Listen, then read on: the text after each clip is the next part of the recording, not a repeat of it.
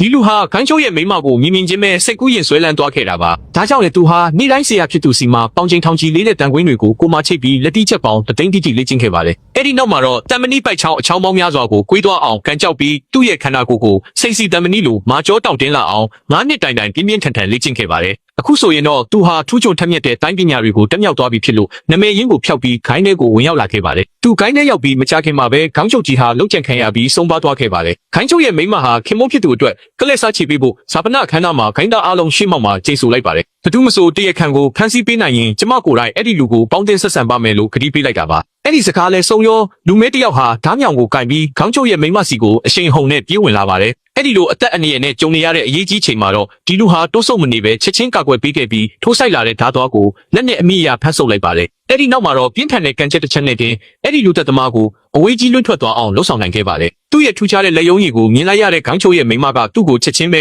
အဆင့်တိုးပေးလိုက်ပြီးဌာနမှုဖြစ်ခန့်အပ်ကသူမရဲ့ဘေးနားမှာပဲနေစေခဲ့ပါတယ်။အခြေအနေတွေပြန်အေးဆေးသွားပြီလို့အားလုံးကထင်နေကြတော့မှပဲဟေးရွှေခိုင်းရဲ့ခေါင်းဆောင်ဟာသူ့တပည့်တွေနဲ့အတူခိုင်းထဲကိုရန်ကားပြီးရောက်လာပါတယ်။သူဟာနှာခေါင်းနိုင်ရင်နဲ့အောက်တန်းကျတဲ့ပုံစံမျိုးလောက်ကငါနိုင်ရင်မင်းငါ့ကိုလက်ထက်ရမယ်။မရှုံးရင်တော့ရော်ချင်းငွေတန်းတရာပေးမဲ့အပြင်ဒူးထောက်တောင်းမှန်ပါမယ်လို့စိန်ခေါ်လိုက်ပါတယ်။ဒီစကားကိုကြားလိုက်ရတဲ့အခါမှာတော့သူဟာခိုင်းချုပ်ကြီးကိုတက်ခဲတဲ့နောက်ွယ်ကတရက်ခန့်အစ်စ်ကြန့်ခွေဆိုတာတေချာသွားပါပြီ။ခိုင်းချုပ်ကတော့ကလည်းကြန့်ခွေမင်းလူတွေငါရဲ့လုံရှင်းကိုင်းမှာလာရန်ကားကျင်နေဆိုရင်အသက်နဲ့လဲဖို့သာပြင်ထားလိုက်။ငါ့ကိုလာချင်းချောက်နေတာလား။ငါပိုင်ကျူးကကြောက်တက်တဲ့သူလို့ထင်နေလားလို့ပြက်ပြက်တသားပြန်ပြောလိုက်ပါတယ်။ကြန့်ခွေကဟာတတိရှိလာကြည်လားငါအမြဲတမ်းဆွဲလန်းနေရတဲ့မိန်းမဆိုတော့လည်းမတူဘူးပေါ့လို့ပြောလိုက်ပါတယ်။သူဟာချင်းချောက်လို့မရတော့တဲ့အခါမှာအကြံတစ်ခုထုတ်လိုက်ပါတယ်။မင်းတို့တွေကတယောက်ယောက်ကသာငါတပည့်ကိုအနိုင်တိုက်နိုင်ရင်ငါတို့ကအရှုံးပေးပြီးမင်းခိုင်းတာလုပ်ပါမယ်လို့အော်ဟစ်ကြေညာလိုက်တာပါ။ဒီလိုပြောဆိုရန်ကားတာကိုမခံနိုင်တဲ့ဒုတိယခိုင်းချုပ်ကဒီလောက်တောင်ရန်ကားလာကြည်လာလို့အော်ဟစ်ပြီးလက်တီးနဲ့ထိုးတက်ဖို့ရှေ့ထွက်လာပေမဲ့ကြန့်ခွေရဲ့တပည့်ဖြစ်တဲ့ဝက်ဖြိုးဖြိုးလူတန်ကြီးရဲ့ပုတ်ထုတ်လိုက်တဲ့တန်းချောင်းတင်ဒုတိယခိုင်းချုပ်ဟာဒဏ်ရာပြင်းထန်စွာရသွားခဲ့ပါတယ်။အဲ့ဒီလူတန်ကြီးရဲ့ကြောက်စရာကောင်းတဲ့ခွန်အားကိုမြင်လိုက်ရတဲ့အခါမှာတော့